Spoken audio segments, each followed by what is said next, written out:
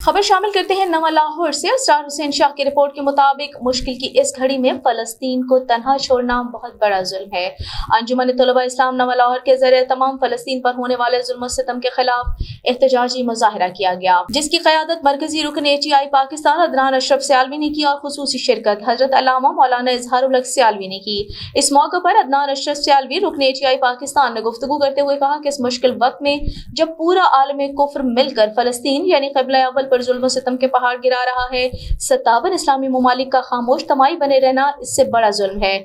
उन्होंने कहा, हम हुकूमत वक्त से पुरजोर मुतालबा करते हैं कि वो तमाम मुस्लिम ममालिक को साथ मिलाकर कुफ्र का डट कर मुकाबला करें, अपने मजलूम भाइयों को जुल्म और क़िबला अव्वल को हमेशा के लिए आज़ाद करवाने में अपना किरदार अदा करें। इस मौके पर मुजाहिद अहले सुन्नत अल्लामा इजहारुल हक सियालवी ने गुफ्तगू करते हुए कहा कि फलस्तीनी भाइयों पर जुल्म की वजह सिर्फ मुसलमान होना है, और जब जुल्म इस हद तक बढ़ गया है कि शीरख्वार बच्चों को भी शहीद किया जा रहा है तो फिर इंतजार किस बात का। जिहाद लाजिम हो चुका है। हम हुकूमत वक्त से मुतालबा करते हैं कि सरकारी सतह पर जिहाद का हुक्म सादिर फरमाएं और लब्बैक लब्बैक अल जिहाद जिहाद की सदाएं बुलंद हों।